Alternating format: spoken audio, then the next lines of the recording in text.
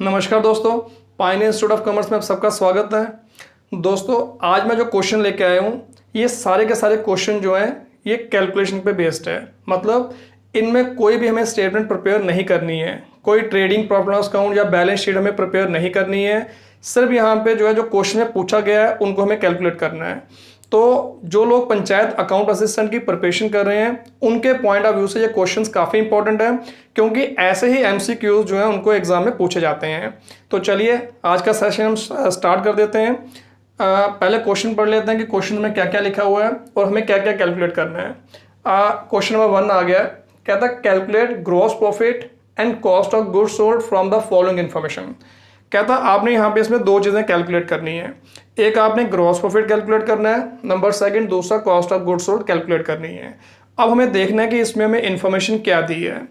एक तो क्वेश्चन में हमें दे रखी है उसने नेट सेल्स ₹1 लाख और दूसरा दिया है ग्रॉस प्रॉफिट। और ग्रॉस प्रॉफिट जो उसका रेट दिया है, कहता gross profit is 25% on cost. जो ग्रॉस प्रॉफिट है वो कॉस्ट का 25% है। तो इनके बेसिस पे ही हमें यहाँ पे एक तो ग्रॉस प्रॉफिट कैलकुलेट करना है, दूसरा cost of goods sold calculate करनी है। ठीक है, तो पहले हम ग्रॉस प्रॉफिट की बात करते हैं। अब ग्रॉस प्रॉफिट उसने बताया हुआ कि 25% है। अब 25% किसका? कॉस्ट का। अगर उसने 25% सेल पे दिया होता तो फिर हम सीधा सेल का यहाँ पे 25% निकाल लेते। अमूमन ग्रॉस प्रॉफिट का जो रेट है वो सेल पे ही दिया होता है, बट कई बार यहाँ पे कॉस्ट में भी वो दे सकते हैं, इसलिए इस चीज़ का ध्यान रखना कि रेट किस पे दिया है। ठीक है, अब हमारे पास कॉस्ट तो है नहीं, अगर कॉस्ट होती तो हम 25% निकाल लेते। अब क्वेश्चन होता है कि ग्रॉस प्रॉफिट हम कैसे निकालेंगे। तो अब देखिए,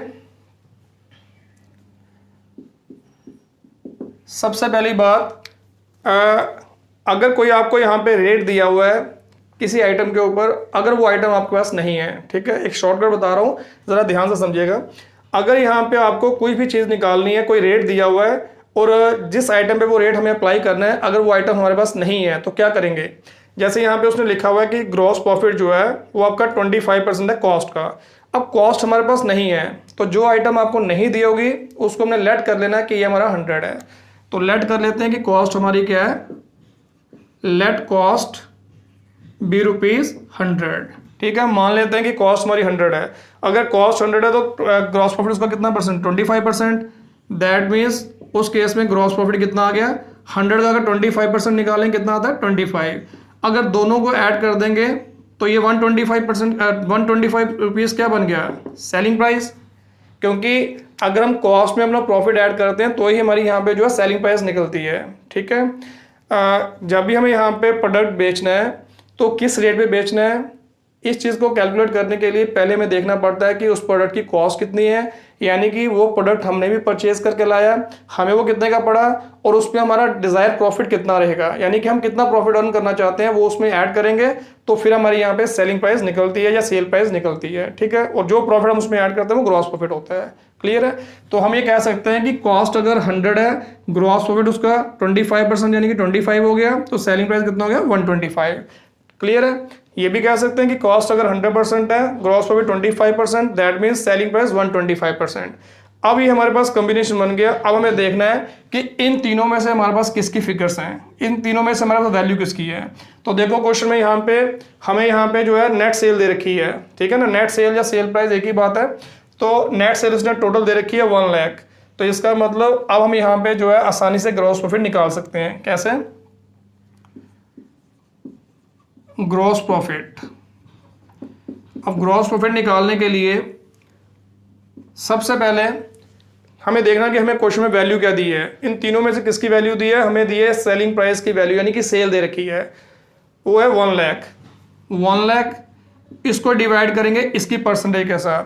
सेल की क्या परसेंटेज? 125 इंटू कर लेंगे जिसमें इसको हमें कन्वर्ट करना है। हमें चाहिए ग्रॉस प्रॉफिट तो इंटू 25 करेंगे। ठीक है, जिसमें कन्वर्ट करना है उसको मल्टीप्लाई कर लो तो वो चीज़ निकलाएगी। अगर इंटू 100 करेंगे तो कॉस्ट निकलाएगी, फिर कॉस्ट का 25% ग्रॉस प्रॉफिट आएगा। तो ऐसा घुमाने की जगह हम सीधा भी डायरेक्ट भी कर सकते हैं कि जो हमारे पास वैल्यू है उसको डिवाइड करेंगे उसकी परसेंटेज के साथ और इंटू कर देंगे जो चीज़ हमें कैलकुलेट करनी है, जिस चीज़ में उसको कन्वर्ट करना है। तो हमें चाहिए ग्रॉस प्रॉफिट, और ग्रॉस प्रॉफिट कितना है? 25%। ठीक है, 25%। तो अब इसको सॉल्व कर लो। तो दैट मीन्स हमारा यहाँ पे जो ग्रॉस प्रॉफिट है वो कितना निकला? ₹20,000। क्लियर है, ठीक है। तो याद रखना जब भी हमें यहाँ पे जो है कोई भी चीज़ कैलकुलेट करनी है, अगर यहाँ पे रेट दिया हुआ है और रेट जिस पे अप्लाई करना है वो आइटम हमारे पास नहीं है तो उसको हमेशा हम लेट कर लेंगे कि 100 है, ठीक है। अब दूसरी चीज़ निकाल लेते हैं। अब दूसरा क्या दिया है इसने, कॉस्ट ऑफ गुड्स सोल्ड, कि आपने यहाँ पे जो है कॉस्ट ऑफ गुड्स सोल्ड निकालनी है। और कॉस्ट ऑफ गुड्स सोल्ड कैसे निकलती है, एक तो मैंने आपको बताया था कि कॉस्ट ऑफ गुड्स सोल्ड निकालने का तरीका क्या होता है कि पहले हम ओपनिंग स्टॉक लें, उसमें ऐड करें परचेजेस, नेट परचेजेस प्लस जितने भी डायरेक्ट एक्सपेंसेस हैं, मैन्युफैक्चरिंग एक्सपेंसेस हैं वो ऐड करें और उसमें माइनस कर दें क्लोजिंग स्टॉक। एक तो ये फॉर्मूला होता है जिसको यूज करके हम कॉस्ट ऑफ गुड्स सोल्ड निकालते हैं, ठीक है, क्लियर है। तो ये तो हो गया जो हमें आइटम्स दे रखे हैं उसके मुताबिक हमें चलना है। एक फॉर्मूला और होता है जिसको यूज करके हम कॉस्ट ऑफ गुड्स सोल्ड निकाल सकते हैं। अगर हम यहाँ पे सेल में से ग्रॉस प्रॉफिट माइनस कर दें तब भी हमारे कॉस्ट ऑफ गुड्स सोल्ड निकल आती है, क्लियर है। तो ये दो तरह से हम यहाँ पे cost of goods sold calculate कर सकते हैं। अगर हमें यहाँ पे एक्सपेंसेस वाली आइटम दे रखी है तो उनको हम ऐड करके उसमें से क्लोजिंग स्टॉक माइनस करके कॉस्ट ऑफ गुड्स सोल्ड निकाल सकते हैं। और दूसरा तरीका है कि अगर हम सेल में से ग्रॉस प्रॉफिट माइनस करेंगे, पीछे जो बचेगा उसको हम क्या बोलेंगे, कॉस्ट ऑफ गुड्स सोल्ड, यानी कि कॉस्ट। जैसे कि इसमें देख लो सेल 125, अगर इसमें ग्रॉस प्रॉफिट माइनस कर दें तो पीछे क्या बचा, कॉस्ट, और कॉस्ट को ही हम कॉस्ट ऑफ गुड्स सोल्ड बोलते हैं, ठीक है। तो इस क्वेश्चन में देखो हमें क्या इन्फॉर्मेशन दी है, जैसी इन्फॉर्मेशन दे रखी होगी उसके मुताबिक हम यहाँ पे जो है फॉर्मूला अप्लाई कर देंगे। तो यहाँ पे कॉस्ट ऑफ गुड्स सोल्ड निकालने के लिए हमारे पास यहाँ पे ओपनिंग स्टॉक, क्लोजिंग स्टॉक या परचेज वगैरह नहीं है, हमारे पास नेट सेल है और दूसरा हमने ग्रॉस प्रॉफिट निकाला हुआ है। तो that means cost of goods sold जो है हमारी इन दोनों को यूज करके ही निकल जाएगी। कॉस्ट ऑफ गुड्स सोल्ड का फॉर्मूला हो गया नेट सेल्स। नेट सेल का मतलब होता है sales minus sales return. Already question में नेट सेल निकाल के दी है, ठीक है, कई बार हमें निकालनी पड़ सकती है। तो माइनस ग्रॉस प्रॉफिट, तो अब नेट सेल में से ग्रॉस प्रॉफिट माइनस कर देंगे। नेट सेल हमारी है 1 लाख माइनस 20,000 हमारा ग्रॉस प्रॉफिट आ गया। तो दैट मीन्स हमारी कॉस्ट ऑफ गुड्स सोल्ड कितनी होगी, 80,000 रुपीज, 80,000, ठीक है। एक तरीका तो ये है फॉर्मूला अप्लाई करके। दूसरा जैसे हमने ग्रॉस प्रॉफिट निकाला बिल्कुल हम वैसे भी निकाल सकते हैं। देख लो जरा, जैसे हमारे पास यहाँ पे सेल है 1 लाख, अगर सेल 1 लाख है, सेल 1 लाख है, इसको डिवाइड करेंगे इसकी परसेंटेज के साथ, वो है 125, और हमें चाहिए कॉस्ट ऑफ गुड्स सोल्ड यानी कि कॉस्ट, और कॉस्ट की क्या परसेंट निकलती है वहाँ पे 100। तो देख लो ऐसे करके भी सीधा हमारे यहाँ पे जो है कॉस्ट ऑफ गुड्स सोल्ड निकल आती है, ठीक है।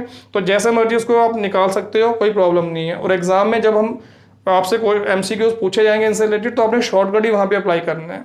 तो इसलिए यहाँ पे जो है हर तरीके से आपको ये निकालना आना चाहिए, क्लियर है।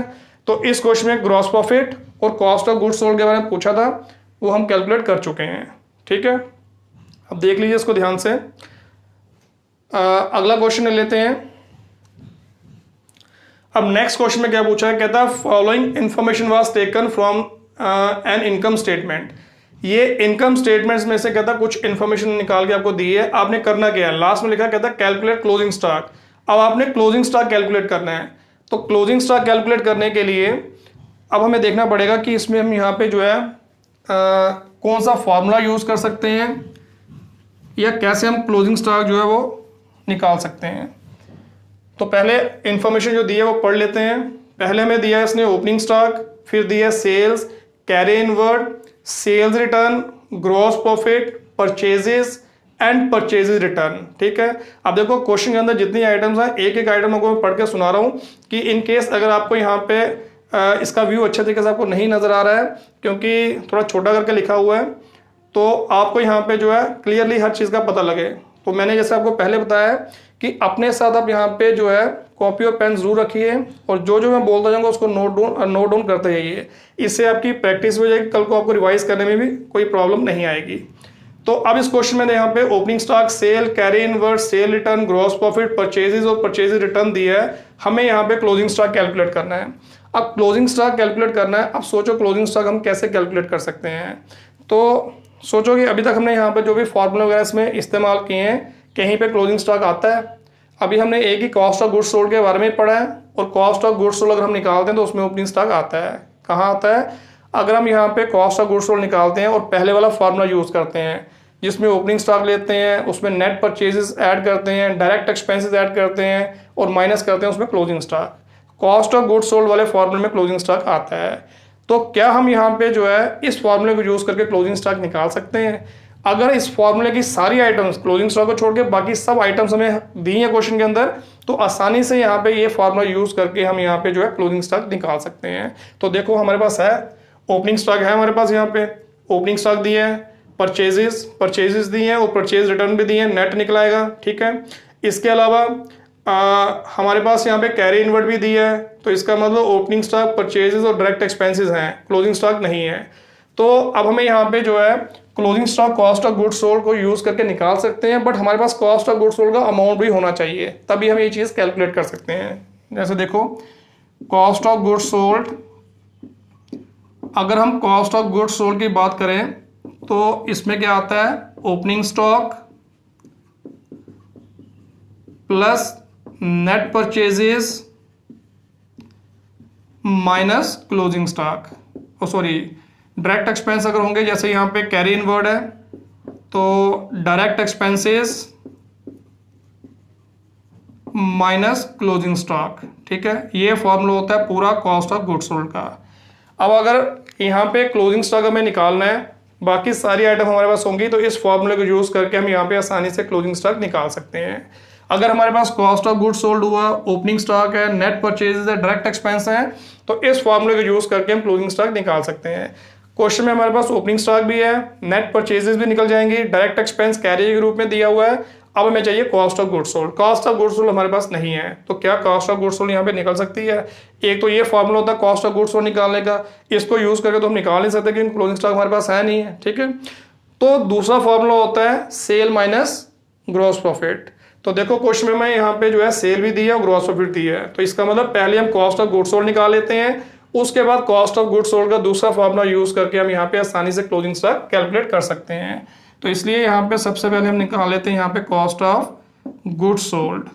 अब कॉस्ट ऑफ गुड्स सोल्ड के लिए हमें चाहिए नेट सेल, तो यहाँ पे सेल दी और सेल रिटर्न दी है, तो इसलिए नेट सेल लिखेंगे, net sales minus gross profit. ठीक है, अब नेट सेल निकालने के लिए क्या फॉर्मूला है, sale minus sale return. Sale में से सेल रिटर्न माइनस करेंगे, 16,000 माइनस 1,000 और ग्रॉस प्रॉफिट दिया 6,000, तो ये आ गया हमारा यहाँ पे 15,000 माइनस 6,000, यानी कि हमारी यहाँ पे जो कॉस्ट ऑफ गुड्स सोल्ड है वो क्या आ गई 9,000। ठीक है, अब कॉस्ट ऑफ गुड्स सोल्ड आ गई, फॉर्मूले में वैल्यू पुट करेंगे तो क्लोजिंग स्टॉक हमारा यहाँ पे जो है अपने आप कैलकुलेट हो जाएगा। ठीक है, अब इसके बाद हम लिख सकते हैं इस तरीके से, अब cost of goods sold 9,000 equal to opening stock कितना है 5,000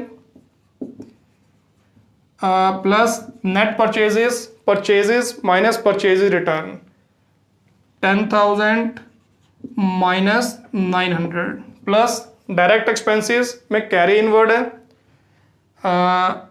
ये आ गया आपका 1,000 और क्लोजिंग स्टॉक हमारे पास है नहीं तो उसको ऐसे रहने दो क्लोजिंग स्टॉक।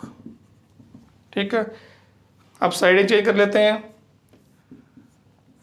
क्लोजिंग स्टॉक इधर आ गया, माइनस में था यहाँ आ गया प्लस में आ गया, ये 9,000 वहाँ चला गया, ये आ गया 5,000 प्लस 9,100 प्लस 1,000 एंड माइनस 9,000। ठीक है,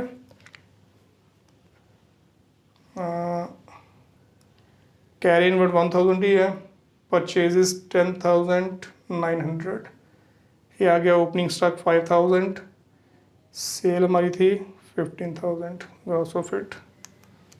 बस अब इनको टोटल कर लो कितना आ गया, तो ये आ गया आपका 6,100। तो हमारा यहाँ पे जो क्लोजिंग स्टॉक है वो कितना निकल गया 6,100। तो इस तरीके से यहाँ पे जो है कॉस्ट ऑफ गुड्स सोल्ड को यूज करके हम यहाँ पे जो है क्लोजिंग स्टॉक आसानी से निकाल सकते हैं। क्लियर है? ठीक है, नेक्स्ट क्वेश्चन देख लेते हैं। नंबर 3 कहता है ascertain cost of goods sold from the following. अब इसमें कहता है आपने कॉस्ट ऑफ गुड्स सोल्ड निकालनी है जो भी आपको इन्फॉर्मेशन दे रखी है। अब इन्फॉर्मेशन पढ़ लेते हैं कि क्या क्या दिया है। ओपनिंग स्टॉक दिया है ₹8,500, परचेजेस दिए हैं 30,700, डायरेक्ट एक्सपेंसेस दिए हैं ₹4,800, इनडायरेक्ट एक्सपेंसेस दिए हैं ₹5,200, क्लोजिंग स्टॉक दिया ₹9,000।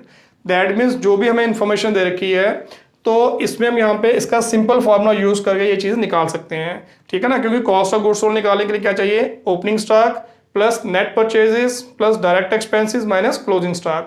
तो हमारे पास यहाँ पे ओपनिंग स्टॉक भी है, परचेजेस भी हैं, इसके अलावा डायरेक्ट एक्सपेंसेस भी हैं, इनडायरेक्ट एक्सपेंस यहाँ पे नहीं आते हैं, ये प्रॉफिट लॉस अकाउंट के आइटम है, इसको छोड़ देना है और माइनस कर देंगे क्लोजिंग स्टॉक, तो सीधे हमारा कॉस्ट ऑफ गुड्स सोल्ड निकल आएगा। ठीक है, तो ये हमारा क्वेश्चन नंबर 2 था, ये वाला।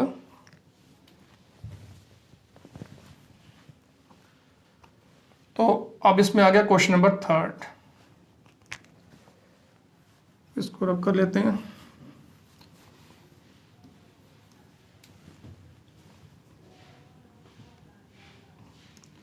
तो ये सिंपल फार्मूला यूज करेंगे तो कॉस्ट ऑफ गुड्स सोल्ड हमारी निकल आएगी। ठीक है, अब यहाँ पे नेट नहीं लिखा, खाली परचेजेज लिखा, तो हम भी परचेजेज ही लिखेंगे, जैसा क्वेश्चन में लिखा होगा उसके मुताबिक हमें चलना है। तो इसमें ओपनिंग स्टॉक हमारा दिया हुआ है 8500 प्लस परचेजेस दे रखी हैं ₹30,700 प्लस इसके अलावा डायरेक्ट एक्सपेंस दिए हैं 4800, इनडायरेक्ट एक्सपेंसेस हमें देने नहीं है, क्लोजिंग स्टॉक दिया है ₹9,000। बस अब इनको टोटल कर लो तो हमारा कॉस्ट ऑफ गुड्स सोल्ड निकल आएगा। तो ये कितना आ गया,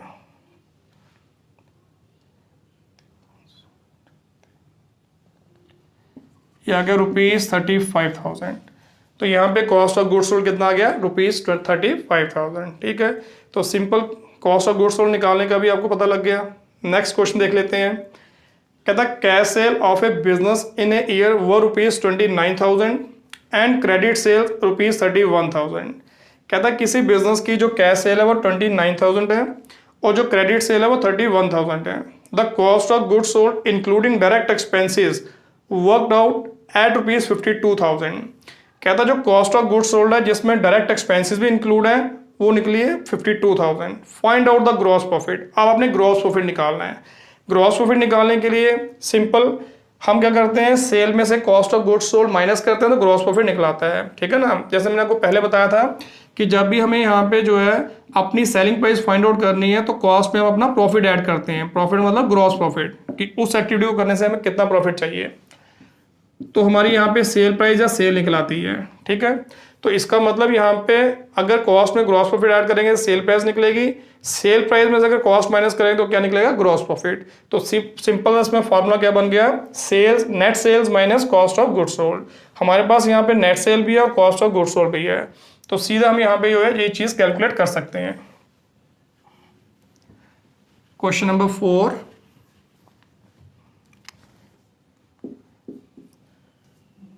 तो ग्रॉस प्रॉफिट निकालने के लिए, और एक बात का ध्यान रखना, यहाँ पे जो सेल हमें टोटल चाहिए होती है, टोटल नेट सेल चाहिए, यानी कि कैश क्रेडिट दोनों को मिला के। ठीक है, तो यहाँ पे कैश भी दिया है और क्रेडिट भी दिया है, तो रिटर्न वगैरह नहीं है तो हम ऐसे लिखेंगे total sales minus cost of goods sold. अब टोटल सेल कितनी है ब्रैकेट में कर लेते हैं। कैश सेल है 29,000 और जो क्रेडिट सेल है वो 31,000। 29,000 plus 31,000 minus cost of goods sold है 52,000। तो इनको ऐड करके आ गया ये 60,000 माइनस 52,000। तो हमारा यहाँ पे जो ग्रॉस प्रॉफिट है वो कितना आ गया, ₹8,000। क्लियर है। ठीक है, इस तरीके से ग्रॉस प्रॉफिट निकालते हैं। नेक्स्ट अगला क्वेश्चन देख लेते हैं। कहता calculate value of opening stock from the following. जो इन्फॉर्मेशन दे रखी है कहता है आपने ओपनिंग स्टॉक की वैल्यू निकालनी है। क्या क्या इन्फॉर्मेशन दी है, कैश सेल दिया ₹40,000, sales return ₹5,000, purchases return ₹4,000, closing stock ₹28,000, credit sale दिया ₹1,65,000, परचेजेज दिया ₹1,24,000, कैरे इनवर्स ₹8,000 एंड लास्ट में दिया rate of gross profit 40% on sale. तो ये इन्फॉर्मेशन दे रखी है, हमें ओपनिंग स्टॉक निकालना है।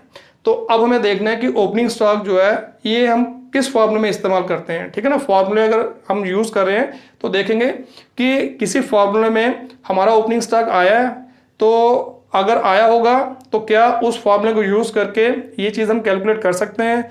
तो अभी तक हमने कॉस्ट ऑफ गुड्स सोल्ड के बारे में पढ़ा है। तो देखो कॉस्ट ऑफ गुड्स सोल्ड में ओपनिंग स्टॉक आता है, दो फार्मूले उसके होते हैं। जो पहले वाला हम फार्मूला अगर यूज़ करें जिसमें हम लेते हैं opening stock plus purchases net purchases plus direct expenses minus closing stock. ठीक है, तो अब उसमें ओपनिंग स्टॉक आता है, तो अब हमें देखना है कि क्या हम यहाँ पे इस फॉर्मूले को यूज करके ओपनिंग स्टॉक कैलकुलेट कर सकते हैं इस क्वेश्चन में।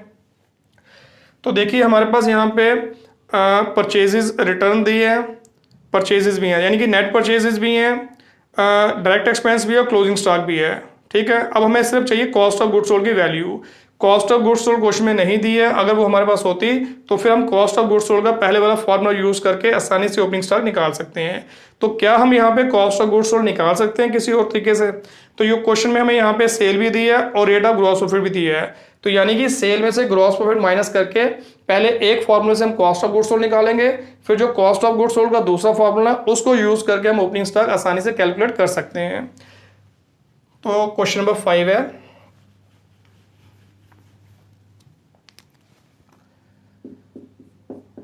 तो पहले हम निकालेंगे cost of goods sold. Cost of goods sold. अब कॉस्ट ऑफ गुड्स सोल्ड निकालने के लिए हमारे पास यहाँ पे सेल दी है और सेल रिटर्न है, यानी कि नेट सेल, सेल में से सेल रिटर्न माइनस करके नेट सेल लेंगे और ग्रॉस प्रॉफिट उसमें से माइनस कर देंगे।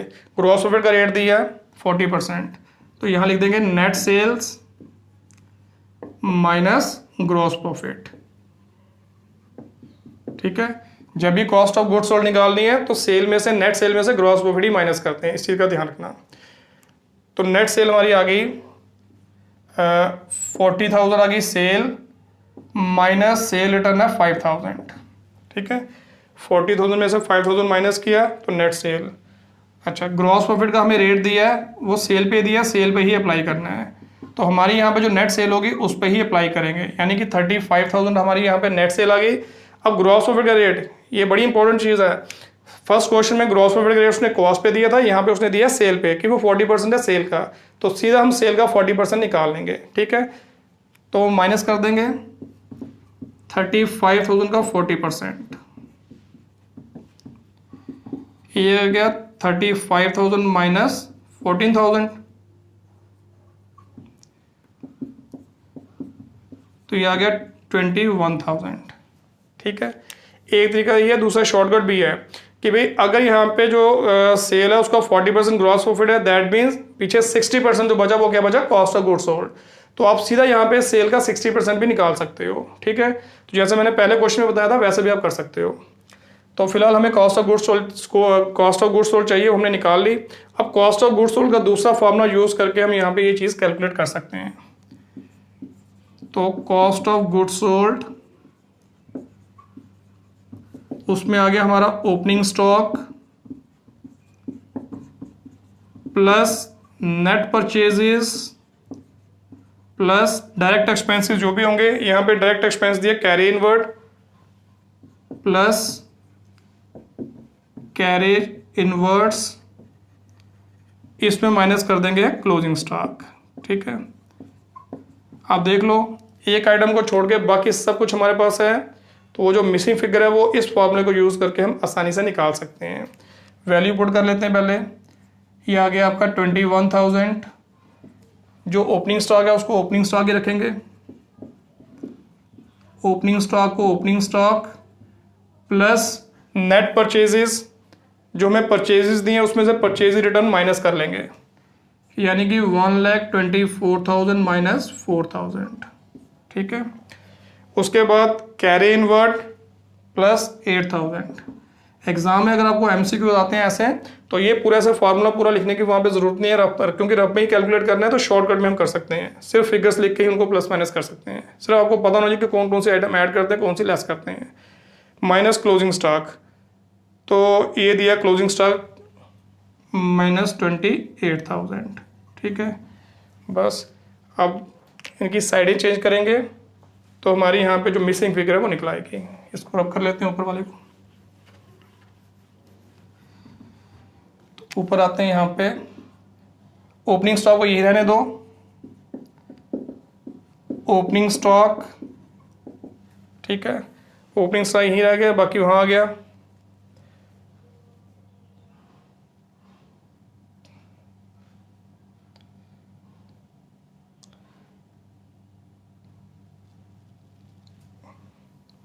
Cost of goods sold,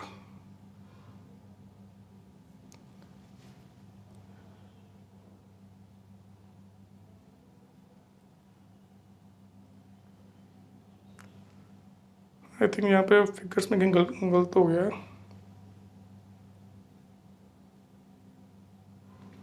credit sale 1,65,000, अच्छा क्रेडिट सेल भी थी। 2 minute, cost of goods sold हमारी गलत आई है तो इसको फिर कैलकुलेट कर लेते हैं। क्रेडिट सेल भी इसमें क्वेश्चन में दी है, वो हमारी छूट गई है। Cost of goods sold net sales minus gross profit, ठीक है। कॉस्ट ऑफ गुड्स सोल्ड यहाँ पे जो है हमारी पहले गलत कैलकुलेट हो गई है क्योंकि इसमें क्रेडिट सेल भी थी, तो हमें टोटल सेल लेनी होती है। तो अब नेट सेल यहाँ पे जो है इसमें 1,65,000 जो क्रेडिट सेल है उसमें से सेल रिटर्न माइनस करेंगे। लिखा भी है उसने out of credit sale, cell return जो है वो क्रेडिट सेल में से है, ठीक है। और वैसे भी यहाँ पे जो क्रेडिट पे यहाँ पे गुड्स सोल्ड किए जाते हैं उसी में से कस्टमर जो है हमें रिटर्न कर सकता है। कैश सेल करते हैं तो वहाँ पे जो है रिटर्न पॉसिबल नहीं होती, हाँ रिप्लेसमेंट कर सकते हैं, ठीक है ना। जबकि यहाँ पे दुकानदार जो पैसे वापस नहीं करता, जबकि क्रेडिट सेल जो है वो कस्टमर के साथ हमारी लॉन्ग टर्म डीलिंग होती है तो वहाँ पे ही चलता है, इसलिए क्रेडिट सेल में से ही सेल रिटर्न माइनस करते हैं। यहाँ पे लिखा भी आउट ऑफ क्रेडिट सेल, वो आ गया 5,000 और कैश सेल है 40,000, ये आ गया 40,000 माइनस ग्रॉस प्रॉफिट, ठीक है। अब ये हमारा आ गया 2 लाख माइनस 2 लाख का ही हमारा आ गया 40%, ये आ गया हमारा 2 लाख माइनस 80,000।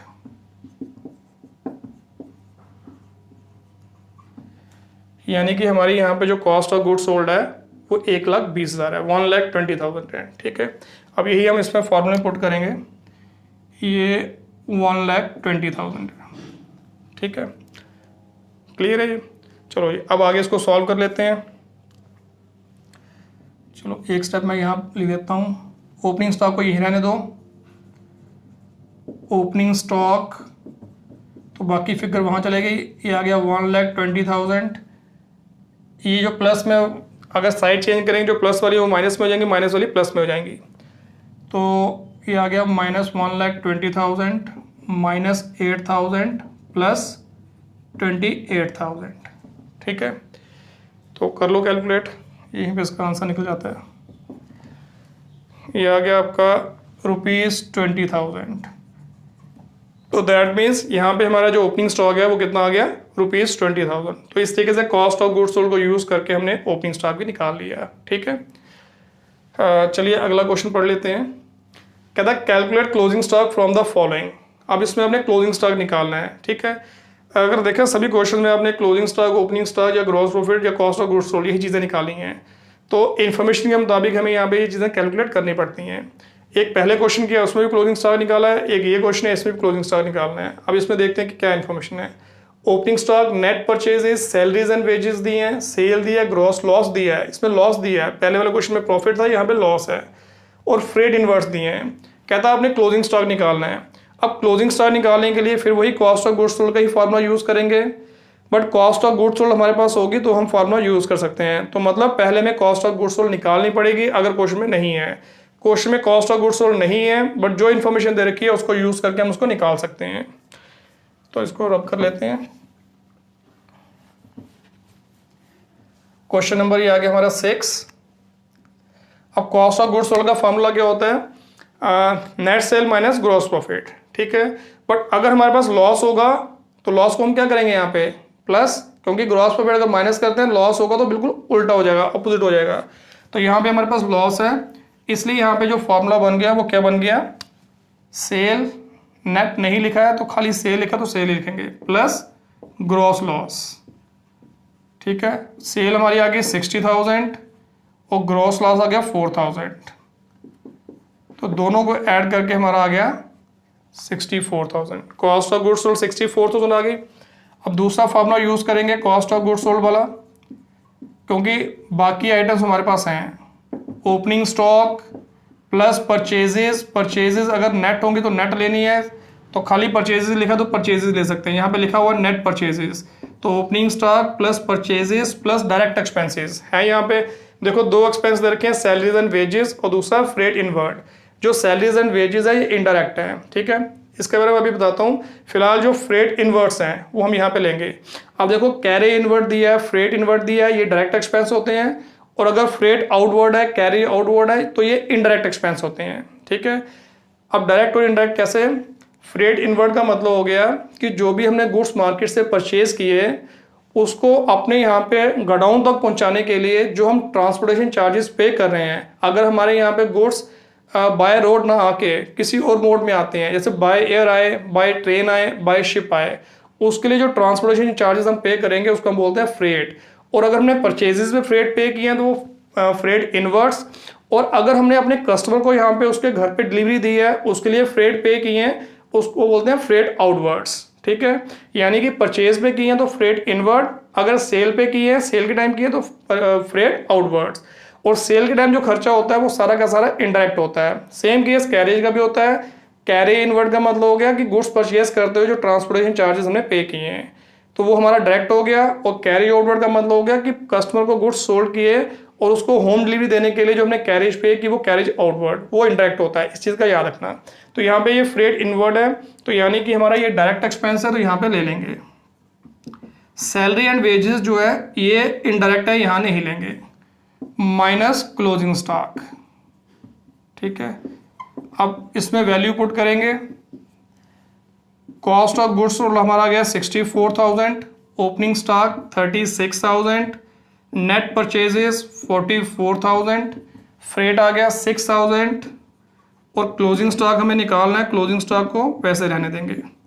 अब इनकी साइडें चेंज करेंगे। क्लोजिंग स्टॉक यहाँ ले जाएं, closing stock equal to 36,000 plus 44,000 plus 6,000, ये वहाँ गया तो माइनस में आ गया, माइनस 64,000। ठीक है, तो हमारा क्लोजिंग स्टॉक निकल आएगा। कर लें इनको टोटल, 36, 64, 6, तो ये कितना आ गया?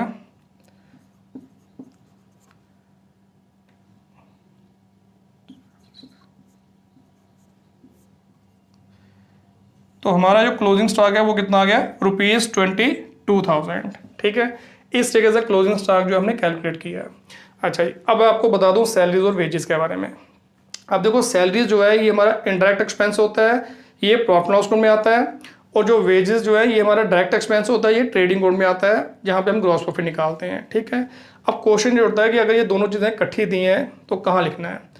सैलरी और वेजेस के बारे में आपको मैं बता चुका हूँ पहले, इनके डिफरेंस के बारे में, कि जो वेजेस होती हैं ये हम टाइम के अकॉर्डिंग पे करते हैं। कि अगर हम यहाँ पे किसी से सर्विस लेते हैं और जितना टाइम उसने हमें सर्विस देने में यूज़ किया, कंज्यूम किया, अगर उसी पीरियड के लिए हम यहाँ पे उसको पेमेंट करते हैं उसको हम बोलते हैं वेजेस। ठीक है, जैसे हमने लेबर लाई काम करवाने के लिए, उनसे हमने रिपेयर वगैरह करवाई, अगर उन्होंने यहाँ पे 2 दिन लगाए हैं तो हमें यहाँ पे उनको 2 दिन की ही पेमेंट करनी है, 3 दिन लगाए हैं तो 3 दिन की ही पेमेंट करनी है। यानी जितना उन्होंने काम किया होगा उस हिसाब से उनके टाइम के अकॉर्डिंग हम उनको पेमेंट करेंगे, तो उनको हम क्या बोलेंगे? वेजेस। ठीक है, वेजेस जो होती हैं ये डेली बेसिस पे दी जाती हैं, जबकि यहाँ पे सैलरी जो होती है ये पीरियडिकल बेसिस पे दी जाती है और फिक्स होती है। कि अगर हमने यहाँ पे किसी को एंगेज किया कि भाई आप हमारे पास काम करो, हम आपको एक महीने के बाद यहाँ पे जो 10,000 20,000 जो है वो पे करेंगे। अब हम यहाँ पे चाहे उससे पूरा महीना काम लेते हैं, चाहे 15 दिन काम लेते हैं, बट महीने के बाद उसको हमने पूरी पेमेंट करनी है। ठीक है, हाँ, अगर वो खुद काम नहीं करता, ठीक है ना, मान लो वो यहाँ पे जो है छुट्टी पे चला जाता है, फिर हम उसकी यहाँ पे जो है सैलरी काट सकते हैं। बट अगर हमने उसको इंगेज कर लिया है अपने पास परमानेंटली, तो अब हमें उससे चाहे काम ले चाहे ना लें, बट उसको हमें पीरियडिकल वो पेमेंट करनी ही करनी है, तो उसको हम क्या बोलेंगे? सैलरी। तो सैलरी जो होती है ये पीरियडिकल पेमेंट होती है, पीरियड के हिसाब से दी जाती है। मोस्टली हम इसको मंथली बेसिस पे करते हैं, जबकि वेजेस जो होती है ये टाइम के अकॉर्डिंग दी जाती है और ये डेली बेसिस पे दी जाती है। ठीक है, और जो वेजेस है ये हमारा डायरेक्ट एक्सपेंस है, क्योंकि यहाँ पे जब हम मान लो हमारी कोई मैन्युफैक्चरिंग कंसर्न है तो वहाँ पे जो भी हमने वर्कर्स लाए होंगे प्रोडक्शन के लिए, तो वहाँ पे एक मेथड होता है उनको यहाँ पे पेमेंट करने का। यानी कि जो उनको हम पेमेंट करते हैं वो टाइम के अकॉर्डिंग करते हैं, जितना वो टाइम देंगे उस हिसाब से यहाँ पे उनको नॉर्मली पेमेंट की जाती है। तो इसलिए जो फैक्ट्री के अंदर वर्कर्स काम करते हैं वो डेली बेसिस पे काम करते हैं, तो उनको जो पेमेंट की जाती है वो वेजेस होती हैं। जबकि जो ऑफिस वगैरह में जो एम्प्लॉयज़ काम करते हैं वो परमानेंटली यहाँ पे रखे जाते हैं क्योंकि वो स्किल्ड होते हैं, तो इसलिए यहाँ पे जो है जो स्किल्ड एम्प्लॉयज़ होंगे उनको यहाँ पे परमानेंटली ही इंगेज करना पड़ता है। अदरवाइज वो मतलब इसके अगर हम उसको परमानेंटली एंगेज नहीं करते हैं तो हो सकता है हमारे काम पे उसका इम्पैक्ट पड़े कि आज अगर हमें वो उनकी सर्विस मिल रही है, हो सकता है कल को उनकी सर्विस ना मिले। इसलिए यहाँ पे जो है उनको यहाँ पे जो है हमें पीरियोडिकल बेसिस पे पेमेंट करनी पड़ती है। तो इसलिए ऑफिस में ज़्यादा जो एम्प्लॉयज़ काम करते हैं वो सैलरी बेसिस पे ही काम करते हैं, ठीक है। और जो ऑफिस के जितने खर्चे होते हैं वो इनडायरेक्ट नेचर के होते हैं। तो अगर क्वेश्चन में यहाँ पे ये दोनों चीज़ें इकट्ठी दी हैं तो क्या करना है। अब देखो नॉर्मली यहाँ पे जो फैक्ट्री के अंदर वर्कर्स काम करते हैं वो डेली बेसिस पे काम करते हैं, उनको वेजेस दी जाती हैं। बट कई बार यहाँ पे फैक्ट्री के अंदर कुछ स्टाफ ऐसा भी होता है जो परमानेंटली हमने इंगेज किया होता है और वो सैलरी बेसिस पे काम करते हैं, ठीक है। जैसे फैक्ट्री का मैनेजर हो गया या परचेज मैनेजर हो गया जिसने यहाँ पे जो है रॉ मटेरियल परचेज करके देना है, तो उनको यहाँ पे अगर हम सैलरी पे कर रहे हैं तो इसका मतलब वो सैलरी जो हम पे कर रहे हैं वो फैक्ट्री के काम के लिए कर रहे हैं, तो वो फैक्ट्री एक्सपेंसेस यानी कि मैन्युफैक्चरिंग एक्सपेंसेस के अंदर ही इंक्लूड होगा। उस केस में यहाँ पे उनकी जो सैलरी है वो डायरेक्ट है, ठीक है। और ऐसे ही यहाँ पे कई बार क्या होता है ऑफिस में भी हम यहाँ पे जो है डेली बेसिस पे यहाँ पे कोई वर्कर जो है वो इंगेज कर लेते हैं। जैसे आपने सुना होगा कि गवर्नमेंट जो ऑफिस हैं उसमें डेली वेजर काम करते हैं। तो कई बार क्या होता है कि हमें यहाँ पे ऑफिस के अंदर काम करने के लिए किसी परमानेंट स्टाफ की ज़रूरत नहीं होती, तो हम यहाँ पे जो है टेम्परेरी बेसिस पे यहाँ पे कॉन्ट्रैक्ट बेसिस पे हम यहाँ पे जो है वर्कर्स इंगेज कर लेते हैं और उनको यहाँ पे डेली बेसिस पे यहाँ पे पेमेंट करते हैं जिसको हम बोलते हैं वेजेस। तो कभी कभार ऑफिस के लिए भी हम यहाँ पे जो है डेली वेजेस जो है इंगेज करते हैं। उस केस में जो उनको हम वेजेस देंगे क्योंकि वो ऑफिस के वर्क से रिलेटेड है तो वो हमारा यहाँ पे ऑफिस एक्सपेंसिस में ही आएंगी, वो इंडायरेक्ट होता है, ठीक है। तो अगर यहाँ पे इकट्ठा दी है, अब कई बार क्योंकि मान लो यहाँ पे हमने यहाँ पे जो स्टाफ रखा हुआ है ऑफिस के अंदर उसको हम सैलरी पे कर रहे हैं, बट कुछ एक वर्कर वहाँ पे जो है डेली बेसिस पे काम कर रहे हैं, तो उस केस में हम यहाँ पे जो भी उनको हम पेमेंट कर रहे हैं क्योंकि है तो ये हमारी यहाँ पे एम्प्लॉय से रिलेटेड उनकी सर्विस लेने के बदले में पेमेंट है, तो इनके लिए हम यहाँ पे अलग अलग अकाउंट ओपन नहीं करते। उस केस में हम यहाँ पे जो उनका कंबाइन अकाउंट ओपन करके उसको एज ए एक्सपेंस अपनी बुक में रिकॉर्ड करते हैं। तो वहाँ पे हम लिख देते हैं सैलरीज एंड वेजेस। वहाँ पे मेजर पोर्शन सैलरी का होता है और माइनर सा पोर्शन जो है वो वेजेस का होगा, ठीक है।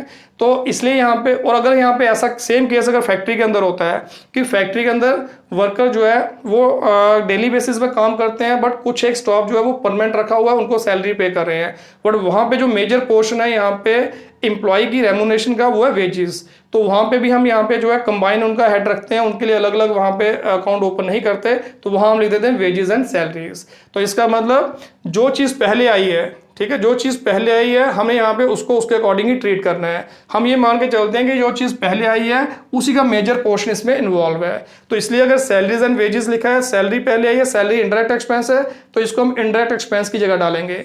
अगर यहाँ पे वेजेस एंड सैलरी होता तो इसको वेजेस वाली जगह डालते, यानी कि इसको हम यहाँ पे डायरेक्ट एक्सपेंस मान के इसको यहाँ पे ट्रेडिंग मोड में डालते हैं, ठीक है। तो इस चीज़ का ध्यान रखना कि जो चीज़ पहले दी होगी, अगर यहाँ पे कंबाइन दी है कोई भी एक्सपेंस, चाहे वो एक डायरेक्ट है दूसरा इनडायरेक्ट है, कंबाइन करके दी है तो जो चीज़ पहले दी होगी वो हमने उसके अकॉर्डिंग उसको ट्रीट करना है। हम ये मान के चलते हैं कि जो पहले आइटम है यही यहाँ पे इस एक्सपेंस का मेजर पोर्शन है, तो उसके अकॉर्डिंग उसको ट्रीट करेंगे। सैलरीज एंड वेजेस, तो सैलरी इनडायरेक्ट, तो सैलरी एंड वेजेस को इनडायरेक्ट मानेंगे। अगर wages and salary, wages direct होता है तो पूरे एक्सपेंस को डायरेक्ट ही मानेंगे, ठीक है, क्लियर है। तो दोस्तों ये थे कुछ क्वेश्चंस जिसमें हमने यहाँ पे कैलकुलेशन की, कॉस्ट ऑफ गुड्स सोल्ड की, क्लोजिंग स्टॉक की, ओपनिंग स्टॉक की, ग्रॉस प्रॉफिट की। तो काफ़ी इंपॉर्टेंट क्वेश्चंस हैं, इनसे रिलेटेड एमसीक्यूज आपको एक आधा क्वेश्चन तो ज़रूर आएगा, तो इसलिए इनकी अच्छे तरीके से प्रैक्टिस करना। बाकी अब अगले सेशन में भी हम फाइनेंशियल स्टेटमेंट ही कंटिन्यू करेंगे, तो उसमें कुछ और यहाँ पे जो नए नए एडजस्टमेंट हैं उनके बारे में यहाँ पे जो है मैं आपको बताऊँगा। तो चलिए दोस्तों मिलेंगे अपने अगले सेशन में। Thank you very much.